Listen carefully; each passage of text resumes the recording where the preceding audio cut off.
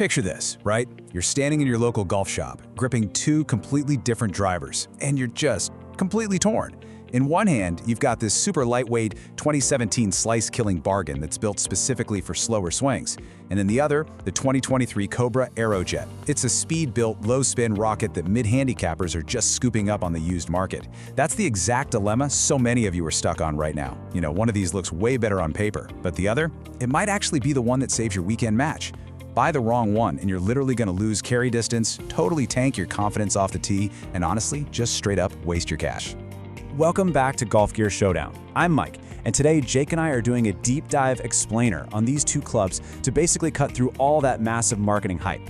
Because if you get this purchase wrong, you're either going to balloon your drive straight into the wind, or worse, you won't even be able to get the ball airborne. Let's get into it. Okay, let's set the stage here. The F-Max and its brother, the F-Max Superlight, dropped back around, 2017, 2018? So no, it's not brand new, but it is incredibly purpose-built. We're talking a sub 300-gram total weight, an offset hosel option, heavy back heel draw weighting, and even this thicker, lighter grip, so you literally stop death gripping the club. Cobra built this for one specific player, the weekend golfer with a moderate swing speed who fights a slice and just desperately needs launch help. Exactly, Jake. Now contrast that with the 2023 Aerojet. This club has a completely different job description. We're talking an AI-designed hot face, PWR bridge weighting shoved low and forward, and an aerodynamic raised skirt for just pure speed. Plus, it's got an adjustable hosel. The standard Aerojet was really built for mid-handicappers swinging average to fast who want that penetrating speed and real spin control. So we're breaking this explainer down into 6 rounds: distance, forgiveness, accuracy, feel and sound, price and value, and finally, best fit. Let's do this. Kicking things off with round 1, distance or primary performance. So on paper, the Aerojet is the absolute distance king in this matchup. With that forward PWR bridge and low spin aerodynamic head, if you're swinging 95+ miles per hour, this club is longer, flatter, and gives you way more rollout. Honestly, that's exactly what it was engineered to do. Hold on a second, Mike. Yeah, for the fast guys, for sure. But let's talk about the everyday guy. I've got a buddy who swings about 82 miles an hour. For a 75 to 88 mile per hour swinger, the F-Max actually carries further. Why? Because it isn't chasing low spin. It uses a lighter shaft, lighter head, and heel back center of gravity to really chase height. A slower swinger with an F-Max gets this high, floaty ball flight with max carry because they finally get some decent airtime. So round 1 goes to the Aerojet, but absolutely only if you have the speed. If you're under 90, the F-Max gives you the functional distance you actually need. All right, moving right along to round 2, forgiveness. Honestly, guys, this is the category that'll probably make your decision for you. The F-Max is a literal slice killer. Because it's over 40 grams lighter overall, it helps you generate easy speed with a nice, smooth tempo. But the real magic? That heavy offset and drawbys. If you are terrified of that first tee banana ball that just wipes out into the right trees, the F-Max is built to turn that disaster into a totally playable push fade. Right, but let's consider the standard Aerojet for a second. We really have to define what forgiveness actually means in this context. The standard Aerojet is forgiving for its class. That HOT face holds ball speed brilliantly if you strike it off the toe or the heel. But listen to me carefully. It is not a slicer's club. The standard Aerojet has a neutral to slightly fade-biased setup. It actually resists turning over. So if you naturally hit a slice, the standard Aerojet is going to punish you. You'd really need the Aerojet Max for that. So round 2, that goes to the F-Max for its overwhelming slice correction and just pure ease of use for the everyday golfer. But hey, before you decide to just grab the slice killer, round 3 is the one most golfers completely overlook, and honestly, it might be the most important round in this entire showdown. Because a club's left-to-right dispersion matters way more than raw distance if you actually want to score. Let's get into round 3, accuracy and control. The Aerojet wins the control game, hands down. Because of its neutral bias, lower spin, and that adjustable hosel, testers constantly call the Aerojet extremely predictable. If you're making decent neutral contact, the left-to-right spread on the Aerojet is incredibly tight. It just goes exactly where you tell it to. Yeah, but I have to debate that based on who is actually swinging it. If you're an 18 to 25 handicap slicer, the F-Max's aggressive left bias is accuracy for you. It literally keeps you on the golf course.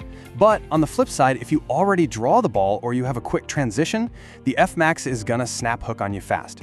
Plus, its higher spin climbs pretty hard in the wind, so I'd say round 3 goes to the Aerojet for true accuracy and control, but again, only if your swing doesn't demand massive correction. Okay, let's hit round 4, feel, sound, and confidence. Feel is totally subjective, but man, it matters so much on the course. The Aerojet has this modern carbon crown, a really compact 460cc look, and that muted, tour-leaning crack at impact. It just feels fast.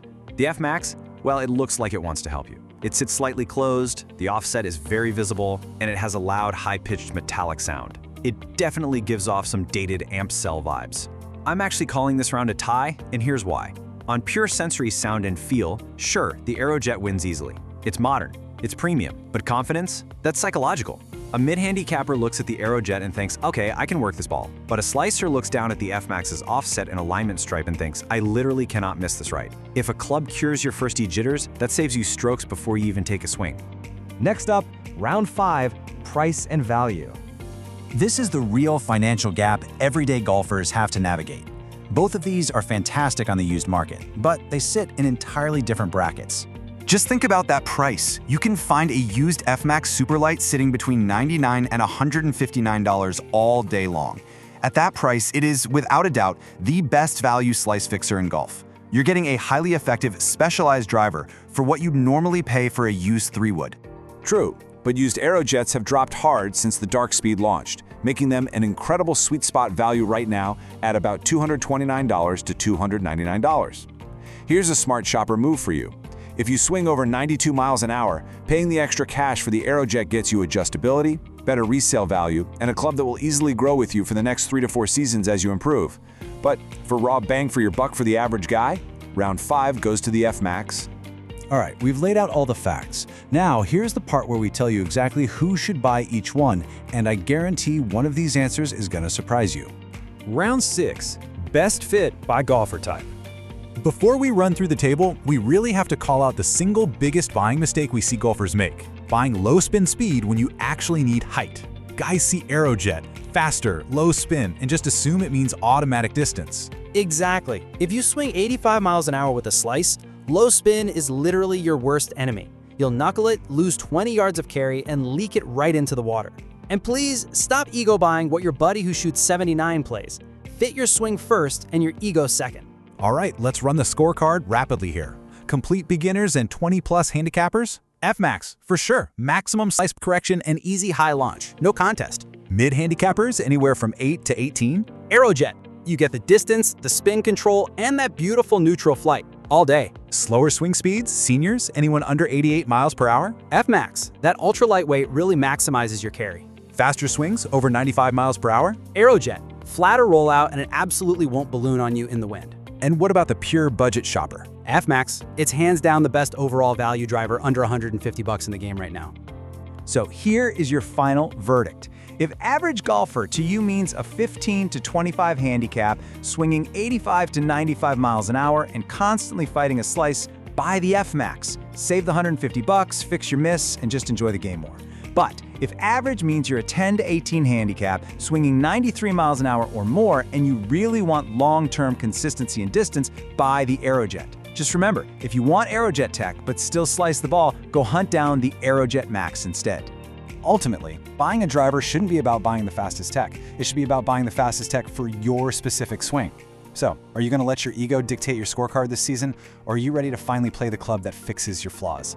Let us know.